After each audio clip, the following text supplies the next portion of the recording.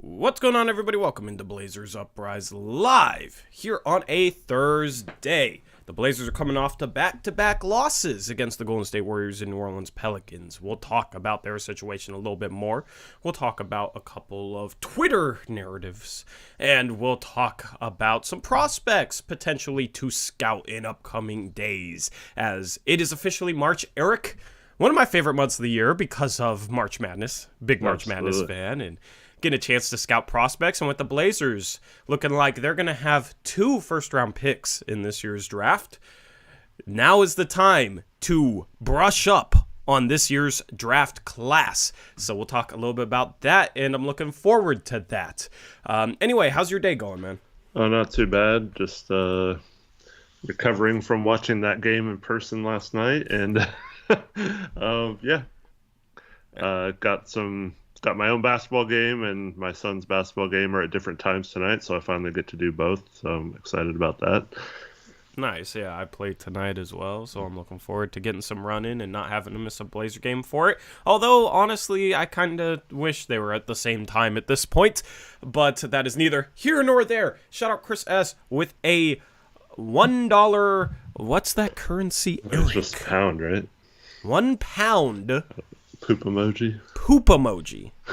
Thank you, Chris S. Absolutely. We got Crushables in the house, Pineapples in the house, Jack Norbit. Thank you, Chris. Elias, what's up, man? Eric Olson, Jackson, our mod, of course. AJ Max. Yeah.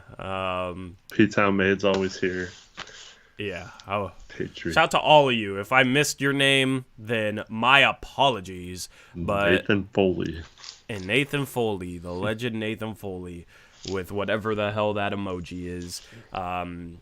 Anyway, let's jump into things, Eric, as always, with picks against the spread. And as always, the spreads in this segment are brought to you by Bet Online. If you're feeling confident today on any of these picks, you can get in on the action and use the promo code BELIEVE, that's BLEAV, for a 50% reward bonus over on betonline.ag.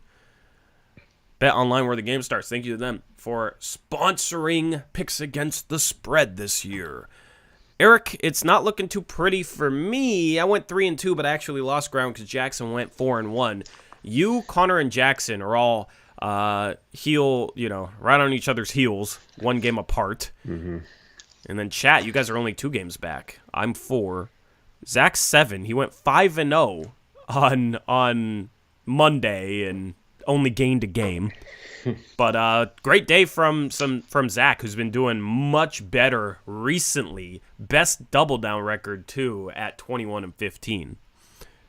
And then Arrowmancer down there with 22 games back. If you put a decimal there, I'm mad. Anyway, what thoughts on the standings? I like that it's all jumbled still. It makes it fun, and everyone should still be engaged, even Arrowmancer, right? Yeah. I think we've determined we're like 28 games below 500 as a unit, mostly because of Arrowmancer. So let's just work on getting our overall score from all 8 of us up above 500. Yeah, that'd be cool, because we went 27-15 on Monday. I think since the new year, we've been far above 500. Because remember, all of us were above 500 to start the season. We've picked things back up. I mean, 5 of us have at least picked half our picks right. Of course, pick percentage only comes into play if there is a tie. So let's jump into the first of 4 games today, Eric. And while you're setting that up, Elias, $5 donation. Thank you, Elias. Insert tank here, he says. Insert tank here. Thank you, Elias. And insert game number 1 here as Toronto heads into Washington as a 1.5-point road favorite. Yeah, and Toronto is without just Otto Porter, Delano Banton, Christian Coloco, and Jeff Doughton.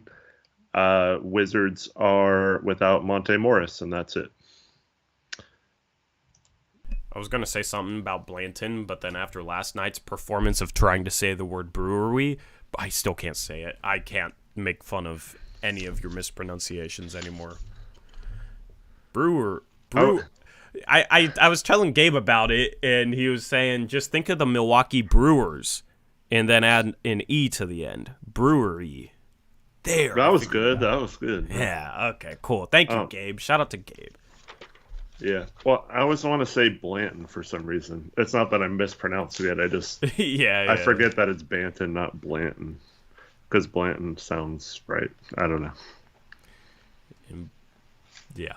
yeah. Okay, so I'm like scramble brained here. Let me plug in the logos and you can start saying picks whenever. All right, Connor is Raptors. Aeromancer is Wizards. Aeromancer, Wizards, Connor, Raptors. How have the Raptors played with Pirtle? I think they've been playing decently, but they've also lost some games. Yeah. I'm gonna. God. I'm gonna take the Wizards. I hate it. Raptors for Trev.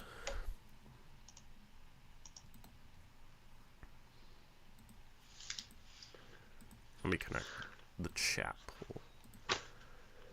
Let me see if it's connected. Nope. There we go.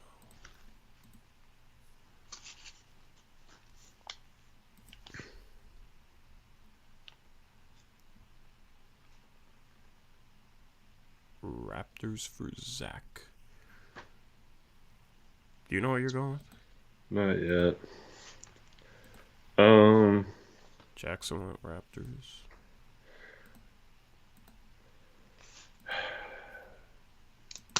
Chat went Wizards.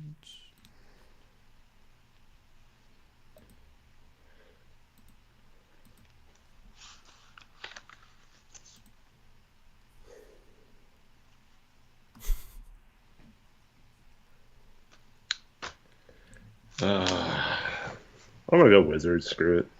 Split vote. Got us two on the left and Aeromancer and chat on the right. With Washington. Zach, Trev, and Jackson Connor going Raptors. Game number 2. We have the Dallas Mavericks hosting the Philadelphia 76ers. Dallas is a 3-point home favorite. All right, in this one, we got Philadelphia with Dwayne Dedmon out again. Joel Embiid is probable with a foot injury. Just Davis Bertans listed on the injury report for the Mavericks. Cool, that was the fastest chat poll I've typed in my life.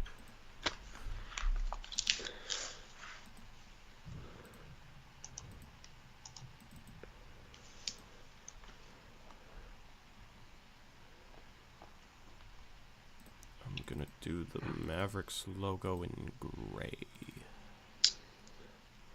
All right, let me know when you're ready. Yeah, I'm ready. Aeromancer, Connor, Jackson, Zach.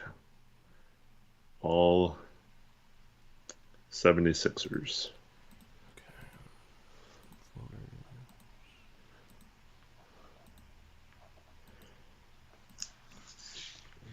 I'm going to go with the Mavericks. No, it's not.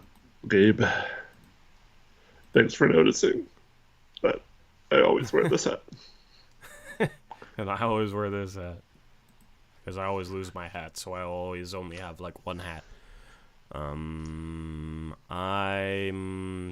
Trevin pick yet? Where'd Trevin go? Trevin took the 76ers.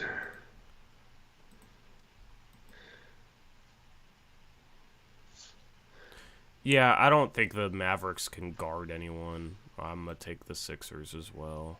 All right. And chat is going with the Mavericks. Oh, man. So no island for you, Eric, because chat went Mavericks as well. Game 3, you got the Spurs hosting the Indiana Pacers. George Hill gets to go up against his old team. The Pacers are 6-point road favorites.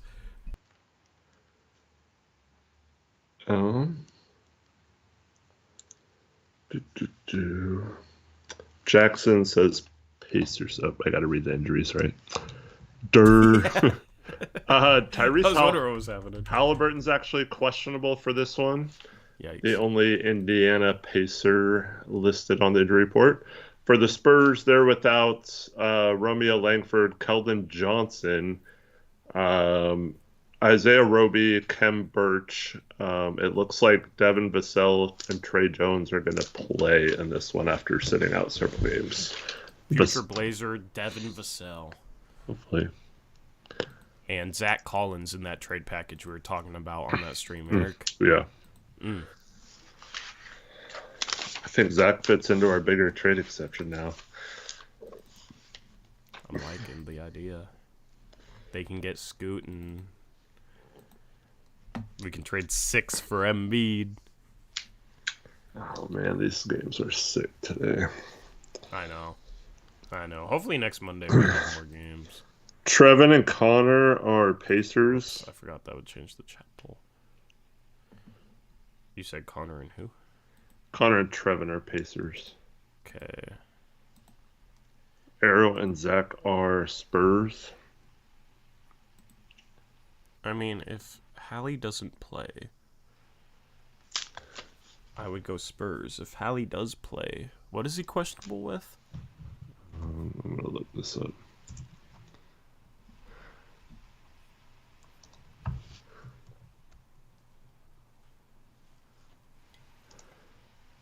Let me see if he's likely to play or not. Calf strain. Limited in practice Wednesday. I'm going Spurs. That actually helped me make my decision.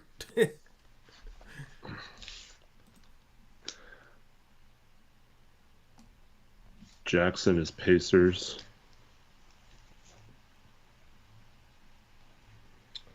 Hallie just ruled out. Hallie's out. Okay, well, oh god. That's probably gonna change the spread then.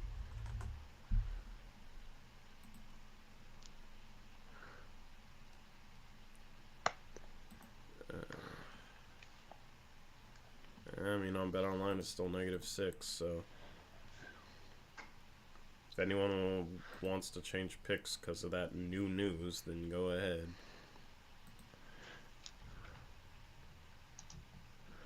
Jackson's still going Pacers. Okay, Jackson Pacers, and you went with who, Eric? I'm gonna go with the Pacers too. Alright. And chat's on a tie. So we'll see when they decide. Oh, it's Spurs, 52%. Zach. What? He says he's changing his pick to the Spurs when he picked the Spurs originally. Zach is hilarious. Split vote. Second split vote of the segment, and then final game. Should be a better game as you got a battle between California teams battling for the 5 seed as the Warriors host the Clippers. The Clippers are actually 3-point road favorites. All right, and in this one we got Marcus Morris and Ibaka Zubac, both questionable, but it looks like Kawhi, Paul George, and Russell Westbrook are all playing. For the Warriors, they are without Steph Curry still, of course, Gary Payton, the douchebag, Andre Iguodala, and Andrew Wiggins all out. DB2.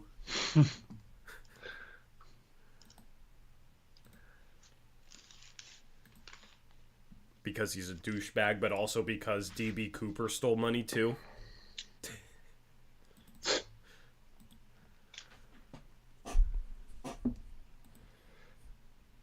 Are you ready?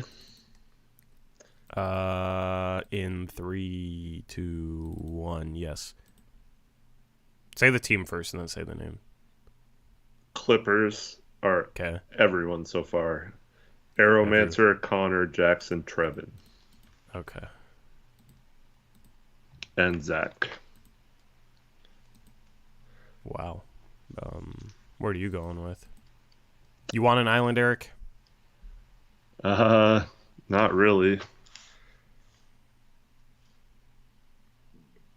But I'll take the Warriors. Okay, I'm going Clippers, and it looks like chat is Is it gonna It was 62% Clippers. And then 3 seconds later, it was Warriors. Yeah, it's back to Clippers, right? Nope, it's still Warriors. Okay. Oh, I just ended it at 50-50. Oh, god damn it. It just changed right when I hit end. So I gotta do the whole chat poll again. God damn it, chat. Can you not make your picks based on Eric? You trolls. There's definitely like 5 or 6 people that voted the Warriors so you would not have an island. You trolls. Okay, there's your chat poll. Make your pick. You guys are what? What place are you guys in? They're in 4th, but only 2 games. You guys are 2 games back. Try and win. Try and win. Don't try and troll Eric. Try and win. Whatever you guys think is the right pick, pick that. That was hilarious, dude. It dropped so fast. Chat is drunk. Yeah, at 4:07 on a Thursday afternoon. Alright, it's Clippers. Okay. You get your island, Eric. Congrats. Frick. You didn't even want it. Okay, No. double down time. Let's remove those double downs. And I need to do the chat poll. So, just read them off to me. David Weed says, Warriors only win at home. They are trash on the road. Yeah, that's why I picked them and no one else picked them. All right, So everyone double else down. ignored that. Well, you know my double down? No. For chat. Double down. Okay. They have Wizards plus 1.5 against the Raptors. Verse or at? Verse. Their Wizards are at home. Okay, keep going. They have Mavericks -3 versus Sixers. Okay. They have Spurs +6 versus Pacers. All right. And And then they have the Clippers -3 at Warriors. cool. There we go. There's your chat poll, chat. Have fun. All right. And then I'm ready for the other picks. All right, Aeromancer is 76ers. Trevin is 76ers. All right. Aeromancer, 76ers. Trevin. 76ers. Okay. Okay. Jackson's doubling down on the Pacers, as is Connor. They're copying all of each other's picks. Went all road teams as well. Interesting. Chat went mostly home teams, so they got a chance to pass depending on how it plays out. Alright, Connor, Pacers. Alright, Zach is going Spurs. Zach. 2, 3, 4. So just need you and chat. And you. I said you should know mine. Oh, yeah, it's your island. Chat, it looks like, is going with the Wizards. And then I have not thought about this at all, which means I'm going to need a second. Alright,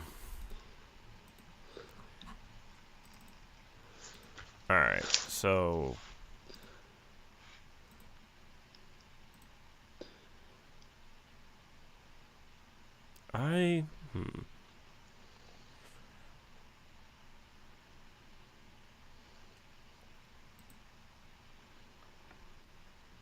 Washington or the Sixers?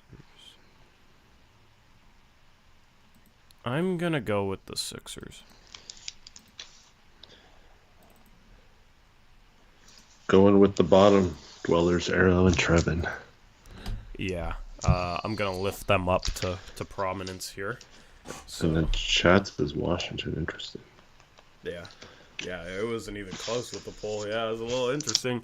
All right, so that's picks against the spread. Good luck to everyone. Except everyone but me. Anyway, what do you want to talk about first? We got a couple different things. I just want to get this ridiculous notion out of the way. Open up Twitter this morning and see several people arguing that Dame is now just worried about the scoring title, and that's all he cares about anymore. He doesn't care about winning, as obvious by his 0 assists last night. Just ignore how many potential assists he had of people missing shots. But that's like the dumbest thing I've ever freaking heard. If you think that way, like just stop being a fan of the team, because like you obviously don't care about Dame or know who he is. How many people said that? Because I didn't see any of this. So. It was multiple people, including some people responding to some of your tweets. I saw it on. Really? Yeah. So some of our viewers. Yeah. And Tori, it's like, it's crazy because, yeah, like, how do you not realize that Dame is basically given no help, even though he wants to win, and like somehow make that Dame's fault? Yes, yeah. Dame's fault, yeah. When I heard you say that, I was taken aback, but also I shouldn't be, because there's a lot of people in this fan base that are off the rails and completely either casual or, I don't know, trying to come up with the most ridiculous takes possible. I think Crushables nails it. Their box score watching that. All they do is see the box score that we lost and that Dame had no assists, and yeah. Yeah, try and craft a narrative. I mean, I don't even know. I don't know why the hell anybody would think that logically, but of course. So, I mean, Dame's trying to win. You could argue that the head coach and the GM don't want to. But that's another conversation. Yeah, that's the only hope this franchise has. And Isn't that sad? The only hope we have is that our head coach secretly wants to lose. He's in on a secret tank that is going against their best players' wishes and what he said promised the fans for this season. So, yeah. Yeah. I'm tired of narratives, man. Like, the rest of the season is going to suck.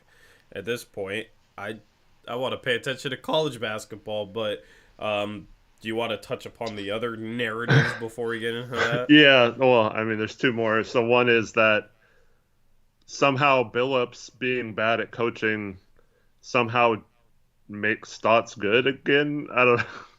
like I understand that people like Stotts still and all that, but dude, the same people say Olshey got 10 years and Cronin deserves this 8-year pass because he's undoing all the things Olshey did, but Billups he doesn't get the same he doesn't get that thing, and because he's bad, just like Cronin's been terrible, that means that Stotts was good but Olshey wasn't. It just makes no sense. No, everyone's been bad. Olshey was bad, Stotts was bad, Billups has been bad, Cronin's been bad. They've all been bad. We haven't had a good coach or a good GM since Dame's been here. So don't try to say that because Billups is bad. Stotts isn't doing crap with this roster either. It's just so stupid. He's not winning with this roster. We're not making the playoffs with this roster that Cronin has this year. The entire problem is that Chauncey's doing exactly what Stotts would have done. That's the entire problem. But that's the thing, is none of the critiques are really based off of what happens on the floor. None of the Stotts talk is about what Stotts would have brought to them on the floor. It's just Stotts maximized his players, and his players sucked because Olshey sucked, so Stotts was good. That's the argument. But yeah, Cronin brings in crap players, and it's it's Billups' fault, and Stotts would have turned all these guys into all-pro, all-stars. Yeah, that's the Like Stotts narrative. had multiple all-stars, right? Yeah, I mean, but when we had Aminu and Harkless, it was basically Dame and CJ were automatically a top 10 offense. No matter what you ran, you could just roll the ball out there and they would manufacture a top 10 offense. And then Al-Farouq Aminu and Maurice Harkless were the more I think about it, man, defensively, those dudes were phenomenal for us. Phenomenal. Having both those dudes defensively was phenomenal. Yes, they weren't the best offensive players, but defensively, they were really, really good and versatile too. Good in different situations, not, a Robert Covington type of defender who's not that good on the ball, not a Jeremy Grant who can't get through screens. They could guard point guards, they could guard power forwards. Aminu could even guard some centers, and they could switch, and they were super versatile. And then Nurkic was a bit of a better defender back then, in my opinion. I still think he's fine now. He just was a little bit lighter on his feet, I feel like, a little bit more balanced. So defensively, that front court helped them be top 10. And that's the thing. Even when you had Cantor, defensively, they were still competitive enough to make a Western Conference Finals run in 2019. But that was with Vanderpool there. And he was basically the guy who ran that defense. It wasn't Terry Stotts. So that's how you had a team that made a run. It wasn't anything that Stotts did. Stotts just rolled the ball out there. They didn't run anything. And then once Vanderpool left, it was just drop scheme 99% of the time. What are we seeing right now? A bunch of drop scheme against Brandon Ingram and CJ McCollum, who love mid-range shots, which is exactly what Terry Stotts did against players who love mid-range shots. So nothing's changed.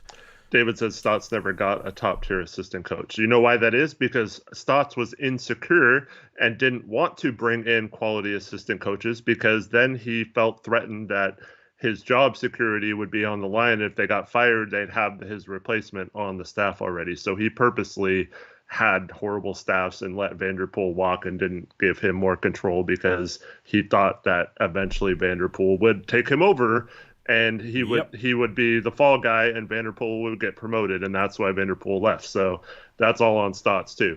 And I mean, Billups has done a horrible job. I mean, he has this freaking brother on his coaching staff. It's just stupid, man. Like this guy's not serious as long as Ronnie Billups is on the staff. So yeah. And then Stotts himself was on NBA TV a couple months ago, and they asked him a question about defensive scheme or something, and he said, I am not good at that or something. Like he made a joke about it, like my defenses are horrible or something. Actually, I think it was a Twitter space.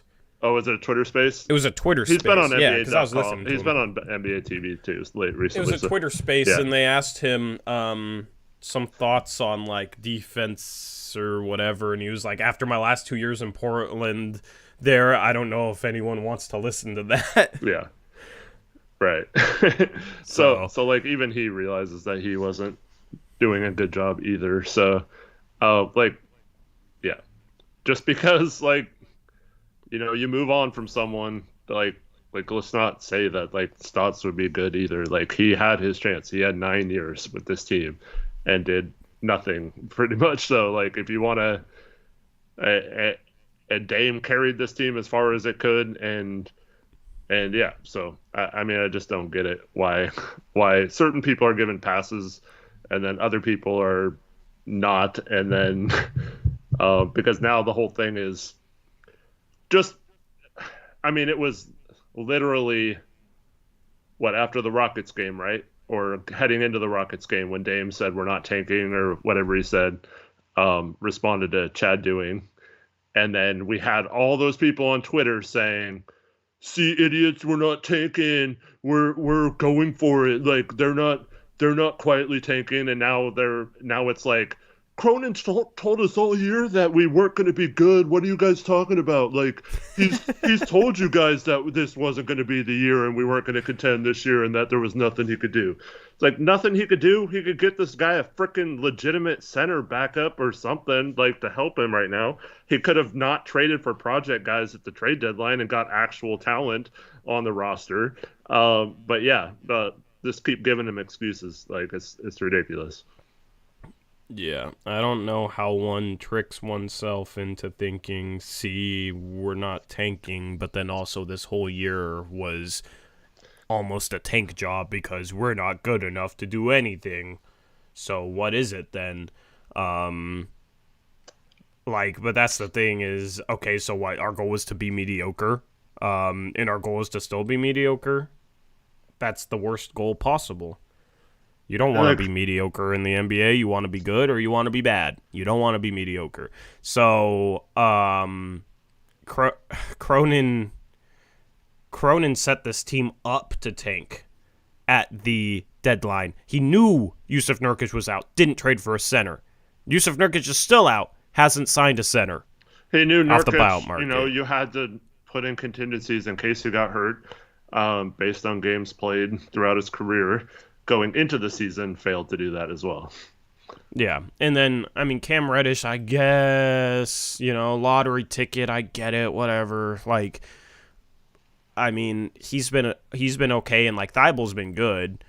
I don't trust Thibault to keep shooting above 50%, It seems like when we get new players, Eric, they shoot the lights out of the ball. Josh Hart last year, Jeremy Grant at the start of this season, Shane Sharp at the start of this season, Matisse Thybulle after we've gotten him, and people get super high on them, and then their shooting falls off a cliff, just like Josh Hart's did this season, just like Jeremy Grant's did later in the season, just like Shane Sharp's did later in this season, and then it's like, oh, we're crap. So, I hope Matisse Thybulle, it was a confidence. He just needed coaching to have confidence in him in order to reach another level as a shooter, because if he can shoot, obviously he's pretty dang good. But, I mean, the deadline wasn't to make the team better, and Cam Reddish is just, I don't know, you're taking lottery tickets and whatnot, but then you have a lottery ticket for a big man that you need, and you don't take it. It's just, there is no direction towards winning. So when everybody was saying, see, you idiots, we're not tanking, Dame says we're not tanking, obviously we're not tanking. Okay, well, Dame's not going to go out there and purposely point, shave, and throw games. He's trying to but win. The front office is a different story, and I think that's the point. Yeah, and I have a question for chat and you, Tori. Yeah. Should they even sign, let's just say Nerlens Noel wanted to come here, right? Yeah. Wouldn't that be the worst thing they could do if we're trying to be mediocre? If that was Cronin's excuse for the trade deadline, right? So for him to now get Dame help, 4 games later or whatever, he probably wouldn't play tomorrow, so 5 games later, who knows when he plays. So he basically just wasted 5 games by not getting that help at the trade deadline versus waiting a week or 3 weeks now to do it. Yeah, it's just that, to me, that would be so short-sighted and just so if you have a plan to let this team be what it is. If they make the playoffs, fine. If they don't, then that actually is beneficial to us. So if that's what Cronin's thinking, then you don't want to change that now and give him help and do that, because that's going against your plan. And now you just made it harder by basically costing 4 out of 5 games if we lose tomorrow, before that even happens. Yeah. Yeah. You don't get Noel at this point, man. I mean, if you're hell bent on trying to make a run, you absolutely do. It just depends on the frame of reference, and the mindset. Yeah. If you're tanking, you don't get him, obviously. But that and it's not like we're gonna go anywhere anyway. Mm-hmm. So at this point, I don't want Nerlens Noel, because just like chat, Eric, I'm on Team Tank because I ran this poll a week ago, and more people than not, it was on the main channel on a post-game show, more people than not wanted to make the playoffs. Now, I just ran this poll, only 34 votes, so still vote. We got 112 people in here, so leave a vote on this chat poll. Also, leave a like on the stream, because we only got 31 likes, so only about a quarter of you have left a like on this stream. It helps us out. We'd greatly appreciate it. But 74% are on the tank train. So it seems like at least the people in here we are pretty collectively in agreement. 18% have voted I don't know. Only 12% of 51 votes, Eric, have voted that they want the playoffs for this team, which is just a drastic change from the poll I ran a week ago. A week ago, I was saying I don't know what I want because Dame's going to try and win, and so I want him to be successful in his quest because he's going to play his ass off, but also it's probably best for this team to tank. I mean, at this point, man, you have to tank. You have to... This team needs a miracle to ever contend with Dame. The miracle would be Victor Wembanyama or Joel Embiid. Mm-hmm. Either way, tanking makes either of those possibilities a little bit more likely. Yeah. So that's what I want. See, this is where I have no problem with the tanking. Like, I don't think they should call it a tank, but if this is Cronin's plan, I have no problem with it. I just have a problem with, I tried to go all in, but I couldn't get it done. And, like, that's somehow, like, okay. Like, you know what I mean? Like, just come out and say, like, look, we looked at some trades. They didn't happen. We now feel like this is best to just let the season play out and quite frankly, if we keep our pick this year or whatever, we feel like that is good and whatever. Like, I don't know. It's like, it's weird because I feel like there's no plan. They're kind of stuck. And that would, to me, signing a big man now would just like completely seal that for me, that they just have no clue what they're doing and they're just like winging it as they go. Yeah. I mean, after everything everyone said, if going into the season, you said that Dame's going to have his best season ever, but at the end of this thing, we're going to be trying to tank while he continues to play, they would have said it's a failure. But the people were saying that this was part of Cronin's plan. It wasn't going to take just 1 year, blah, blah, blah, blah, blah. Nobody expected to be tanking at the end of the season with Dame playing like this. Mm-hmm. That was not part of the master Cronin plan.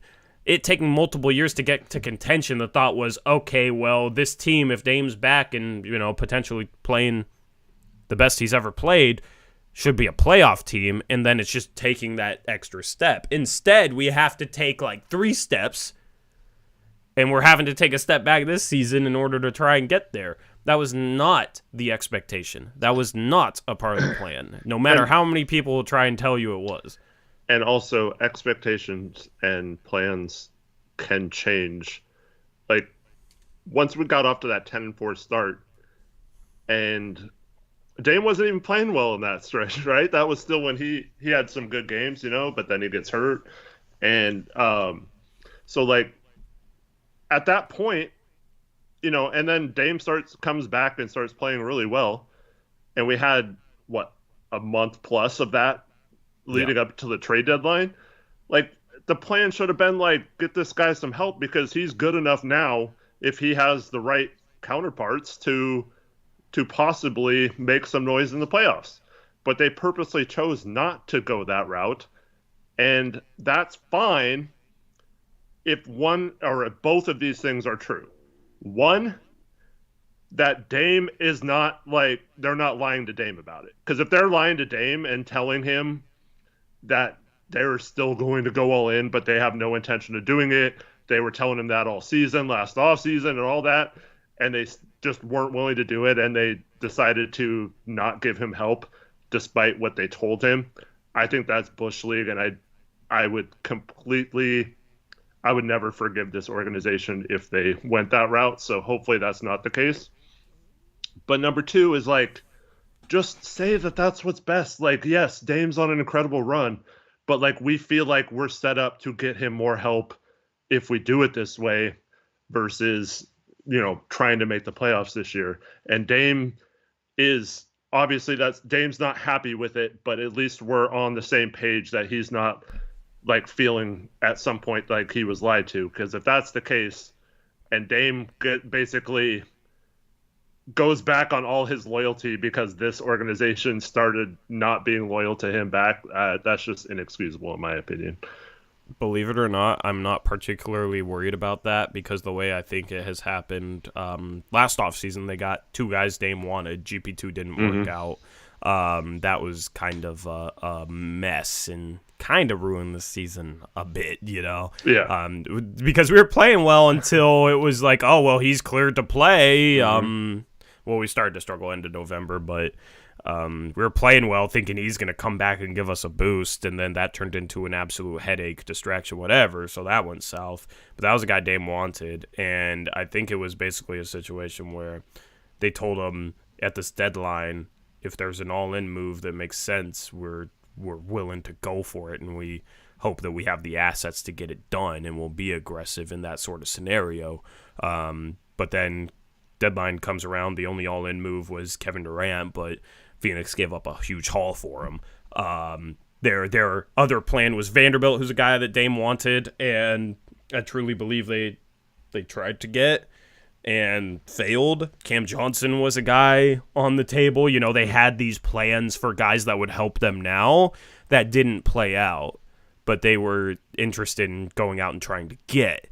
And with that failing, it's not a situation where they've lied to Dame. It's just they haven't been able to make something work. So then what do they do at the deadline? They go get a guy that Dame likes, a Matisse Thybulle, because Dame and Thybulle were cool. And, Thybulle has been a player that is a winning player so far in Portland. We're just not winning because he shot the ball well, 8 rebounds last night, 4 assists, made some defensive plays in the first half, knocked down threes. Like, Matisse Thybulle's been a quality pickup for a couple seconds. Cam Reddish is just a project. Like, it's not something where I think Dame will ever view that as, oh, well, they were trying to sabotage the team by going out and getting those guys. It was like that was our plan, D or whatever. Our plan, like, basically we missed out on the guys we wanted, so we have to try and figure out something. And yeah, what are your thoughts on that? Yeah, I mean, I agree with that. I think that this is where it becomes, are they playing both sides? Because I don't think that'll ever lead to success. I think you need... What do you mean by both sides? What are the two sides? Like, the two sides are give Dame just enough help to where he's happy, but not enough help to where he can actually win, But at the same time, like... have this other timeline with the young players and stuff, which I don't mind the young timeline if you're like committed to that and you think that's the best route. But I think if you're constantly making trades and you don't really like, some of your trades are for the young timeline and some of your trades are for the Dame timeline, and then at the deadline it's like you get Matisse, but then you value 5 seconds over a young player in another trade, like those contradict each other. So like that's where I have a problem. It's like commit to getting like Wiseman and Sadiq Bey or whatever, like those kind of players that are under contract next year that for sure will be there, and if not, they're expiring contracts that have value that you can match contracts with trades for other moves, or just go out and get veterans that can help Dame and whatnot, and let keep your Sharp and Anthony and stuff timeline, but don't like fully commit to going young either.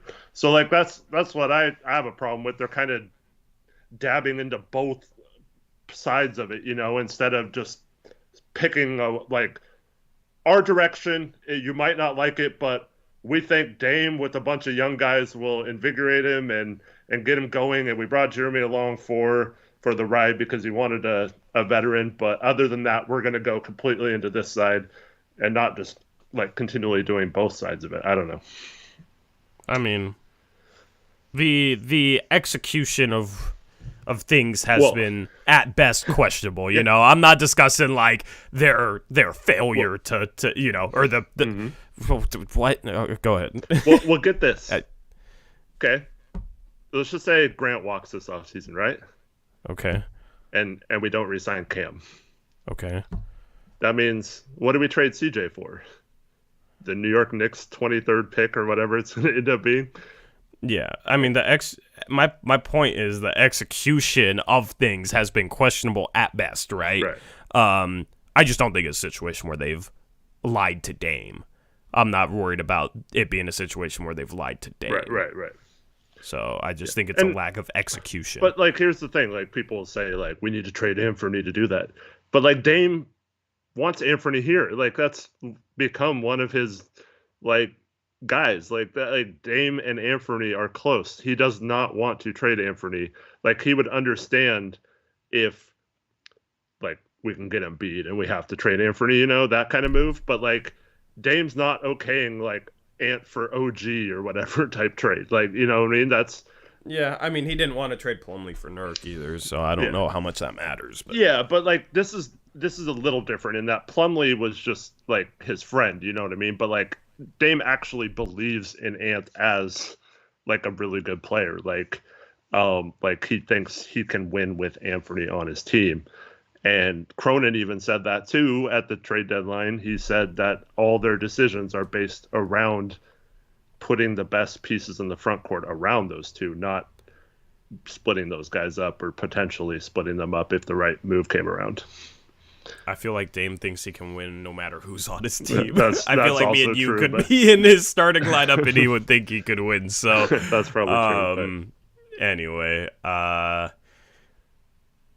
you want to do let's do a tankathon sim, and then let's talk. Let's end off this stream talking draft prospects, kind of in the range that we're in, and maybe some upcoming games because conference tournaments are starting.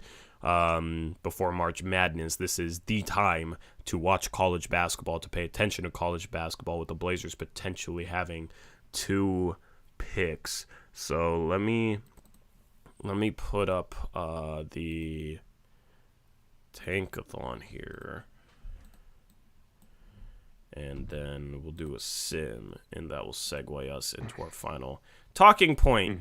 Excuse the ad on the left. Let me refresh that.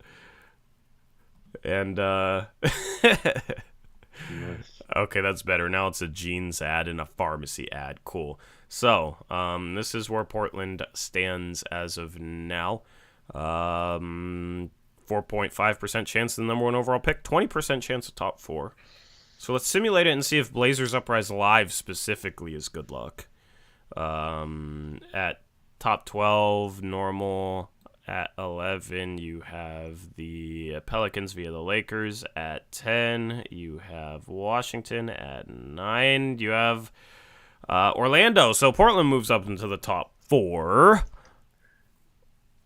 Orlando has 8 and 9. 2 other teams moved up into the top 4. Who are those teams? Those are the Pacers and the Thunder.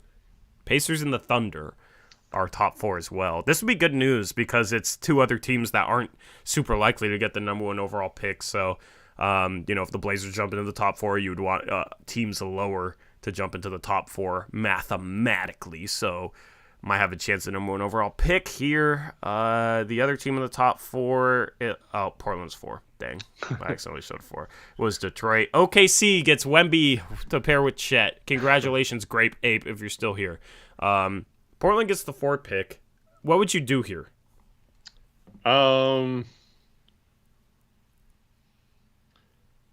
a little bit might depend on what Detroit does on 2 or at 3. But yeah, I don't know. I'm either staying and taking either Brandon Miller or Jarris Walker, or I'm just like trading it and getting the best value for it. Well, if you want Jarris Walker or Brandon Miller, right, and then you got the 2 Thompson twins, obviously Wemby and Scoot are 1 and 2, I would go to San Antonio and look at something like 4 for 6, Zach Collins, and maybe another smaller asset. Yeah. And then you still get, one of those 6, obviously. Yeah, I just think at 4, unless, if both the Thompson twins are still there, if Detroit takes someone else, or if, maybe San Antonio really likes one over the other. We've heard last year they were trying to move up to 4 to take Keegan Murray for some reason. Hmm. But yeah, yeah. So I mean, I don't know how valuable 4 is in terms of a move down, just a Yeah. couple spots like that. But I think it would be a lot more valuable than the 7th pick was last year in a trade. Yeah, so I would, if you could, that would basically be, you could still play the young route and draft somebody, but you'd also get Dame help now and like the perfect type of big that we need, either as a backup or, if we trade Nurk in a move. If you had Zach Collins back, it would make it easier to trade Nurkic in a move where you didn't get a center back, just Nurkic's salary to match something. So, but then also Zach's versatile, can play the 4 or the 5. Defensively, he's good. Shooting the 3, passing better than he ever did in Portland.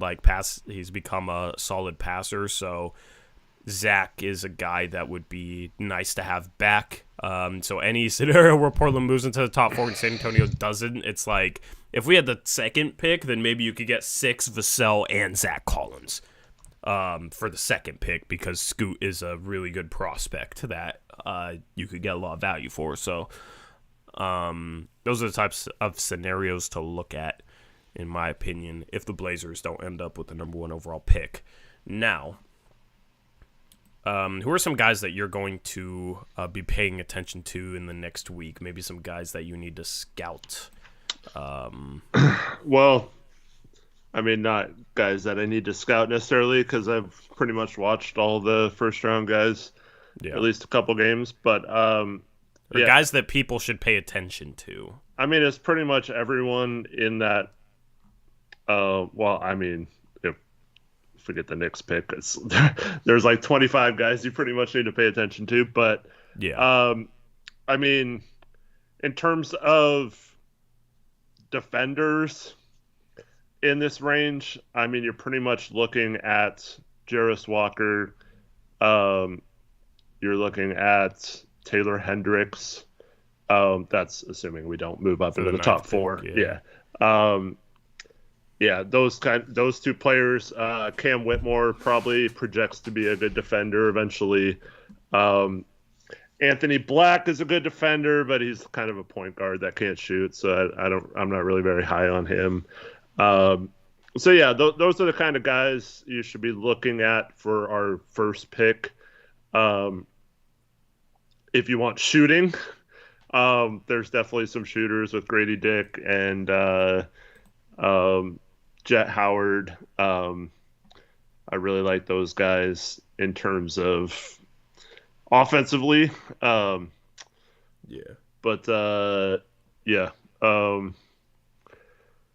It's still kind of neat to see measurements and stuff for some of these guys, but yeah.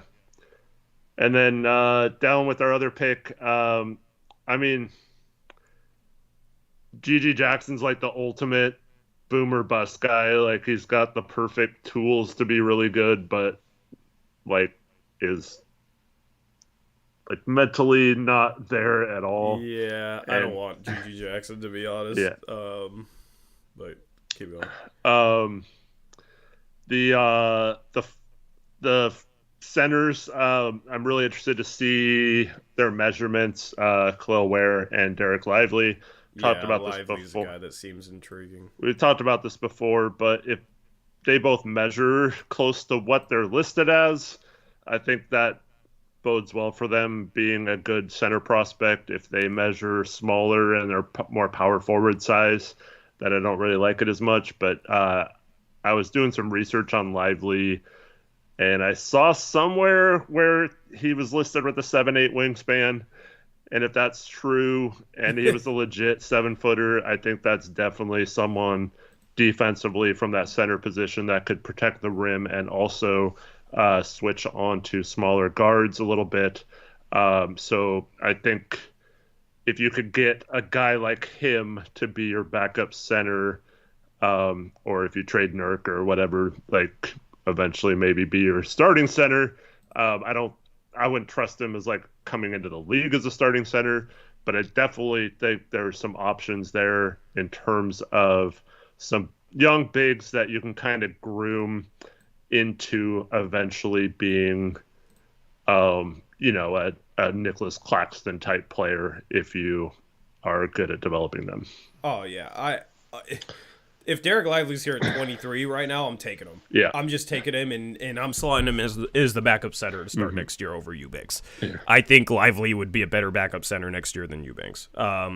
That's not. I haven't watched a ton of them, but if he has a 7'8" wingspan, he blocks a lot of shots. Decent athlete. Could rebound a little better for a big, but I mean, Eubanks just sets the bar so low. If you could get an upgrade with that second first-round pick and just fill that problem, and then Eubanks maybe is a third stringer, and, if Nurkic gets hurt, if we run back Nurkic again, then, well, you have more size. You don't have the problem you do right now. You have some interior defense at the very, very least. And he's pretty agile as well, so... Nick Claxton was taken around the turn of the first, second round. Same thing with Robert Williams. Like, there's always bigs kind of like that.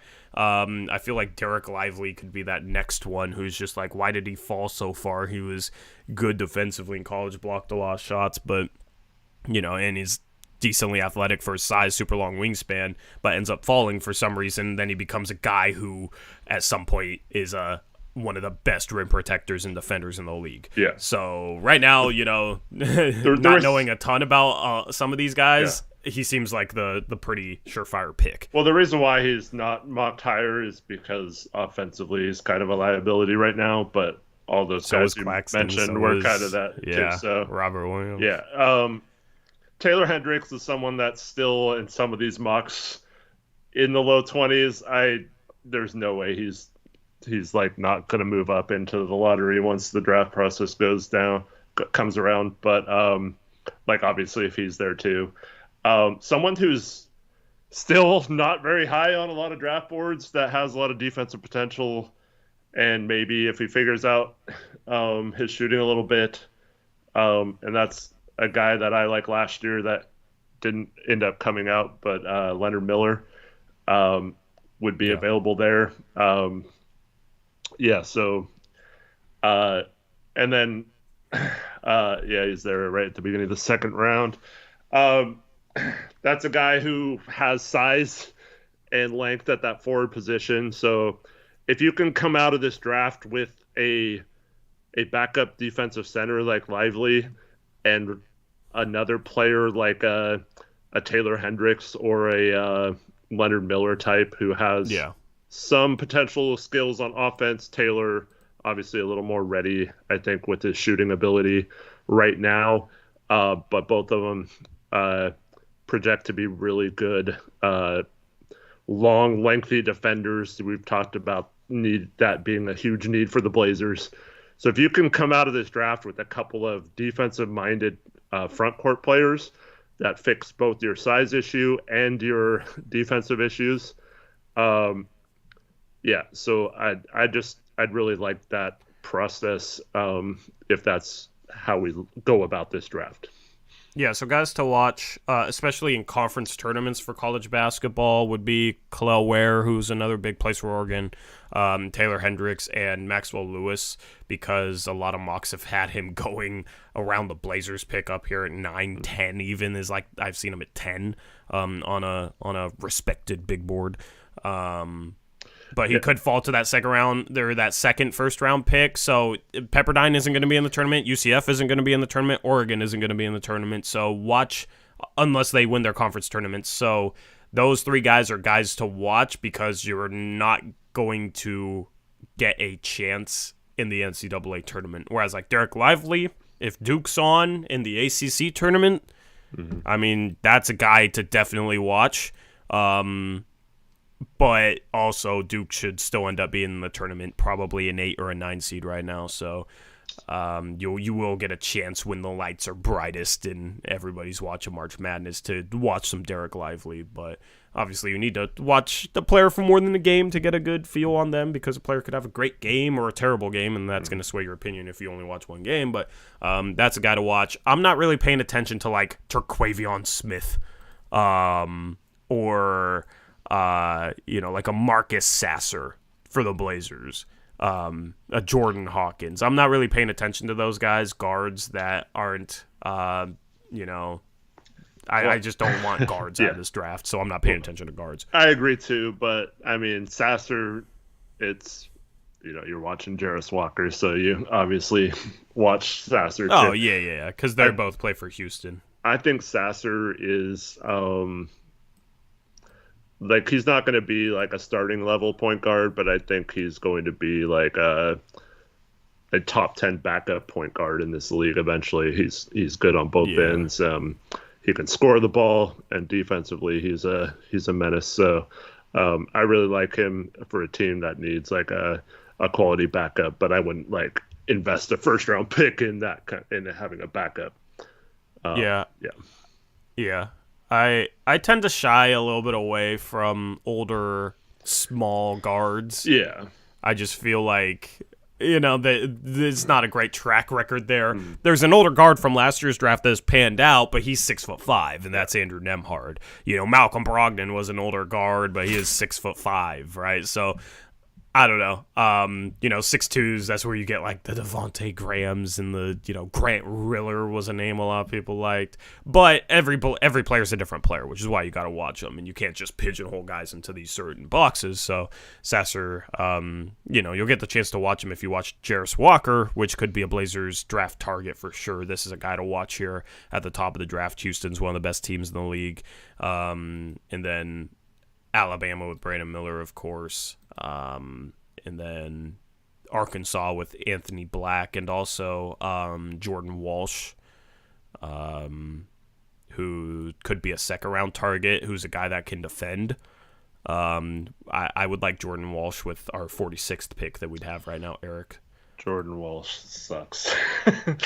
He's been I just like him horrible. as a defensive prospect. He hasn't even been good defensively lately either. I think he might end up staying another year. He's just been really bad. He could. He's young. And he's like such a negative on offense right now. I think he needs a lot of work. I mean, I wouldn't mind taking a flyer on him with the second round pick. It's nice to see that Tankathon actually has that updated now to have us on there. But yeah, in the second round, you've heard them talk a lot about international guys. One of the reasons why I was so excited when we took Jabari last year. I thought we would probably draft a stash guy with that pick after trading the 46th pick. I would be surprised if one of our three picks wasn't a guy that we stashed overseas, or assuming we didn't trade at least one of them. Yeah, we could put whoever on that second round pick on a two-way contract too, though. Yeah, that's true. And so I don't know. And I think you just take the best player regardless of if they're international or not. I wouldn't be surprised if they kept both of their two-ways right now. Because, like, what was the point of having them if they're not thinking long-term with either of them? Yeah, true. I would rather have, however you say his name, Vukcevic, than either of the two-way guys. Yeah. Maybe not Baji. He might not be coming over next year, though. Vukcevic? Oh, yeah. I'm just saying in general. Yeah. Like, even if he was in college and was gonna be here next year, like, that's a guy who's more intriguing for me than either of those two guys. He's not going to fall to 46 or whatever our pick ends up being, but I really like Deron Holmes too. Mentioned that before. Yeah. Deron Holmes, so Dayton. But yeah, just go on draft boards, see what college games are on, see if they have a player that's on a draft board, that is a forward or a big. And that's, then watch that game if you want to. If you want to scout guys, I enjoy that a lot. I know some of you don't, but I enjoy scouting a lot, trying to come up with conclusions on players, figure out who I want the Blazers to get, that sort of thing. My track record in the past 5 years has been better in the second round than in the first round, believe it or not. Like, I've hit on a lot of, like, second round sleeper type of prospects. In the first round, I've been a bit more iffy. I liked Killian Hayes a lot. I liked Obi Toppin as, like, a top 3-4 prospect. I like Kyra Lewis Jr. a lot. So, you know. He always played last night. I know. He's a little too small. So, you know, you learn from your mistakes at the top of the draft, but second round matters, and being able to hit on second round picks matters. And there's been numerous guys in the past 5 years who I've said would be good pickups, good players to target, and they've gone, you know, to other teams and thrive. And if you have access to watching G League games, they've been starting to show several on NBA TV, but you can also sometimes find them on YouTube. I mean, other than Scoot, there's Leonard Miller, and City Sissoko has been playing really well lately too, shooting the ball well. He's kind of a bigger guard wing type that has some shooting and defensive ability as well. So if you have a chance to watch some G League games, there's a couple of good late first, early second round type guys in addition to watching Scoot play that you can watch. And if you watch games like I did when they played against Justin Anderson out there playing like the LeBron of the G League, it's just it's crazy how good that guy is sometimes, but like can't seem to make it in the NBA. You're muted. Yeah. So as the Blazers continue to lose, we're going to talk about draft prospects more. I accidentally pulled out my headphones too. I'm tripping. We're going to talk about draft prospects more. We're going to say what we think about draft prospects. When we get into March Madness, we'll even, you know, cover March Madness a little bit. I'm a college basketball fan. This year I haven't watched much at all. So, you know, I need to catch up and whatnot. I'm kind of in the same boat as probably a lot of you are. Not watching college basketball much until this time of year. But we will talk about it because prospects obviously are relevant to the Blazers as they continue to probably tank, I guess. And it's just a lot more fun to talk about instead of the basketball being played by this team right now. So, anything else, Eric? No, I just appreciate everyone for tuning in today, and we'll see you after the game tomorrow. Yep. Have a good rest of your nights. We'll see you guys tomorrow. This has been Blazers Uprise Live, presented by Bet Online. We're out of here until next time. As always, peace out. Go Blazers.